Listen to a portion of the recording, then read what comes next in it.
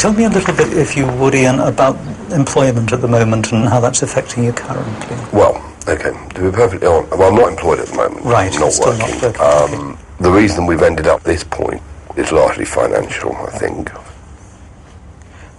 A year and a half ago, we were basically heading for no income, no home, nothing. Mm-hmm. And Susan turned round and tried to, or actually did initiate an affair with a chap who happened to be the richest bloke we knew in the area.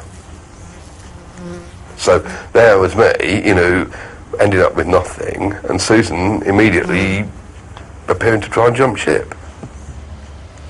Susan was following the money? Is that what you're saying? I certainly felt that there's an element of that.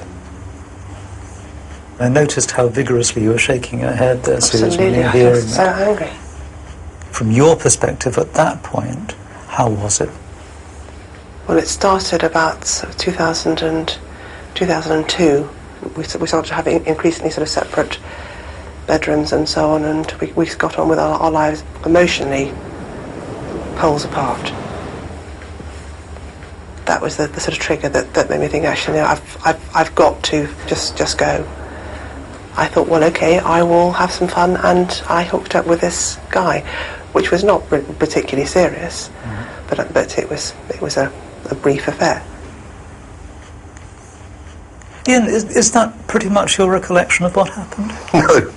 I mean, I perceive this entirely as, I want my BMW back, I want my big house in Surrey back. That is so not true. It was in no way driven by my need for material possessions. I'm talking about my interpretation of what's going on. Yeah, I know, but the thing is that your interpretation is so far removed from my real feelings about it and what actually happened that I think, well, if you're going to interpret my behaviour like that, then, we've got a lot of work to do.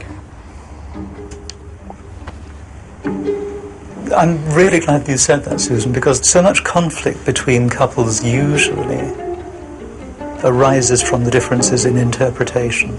And it's at that point that we start negotiating and working.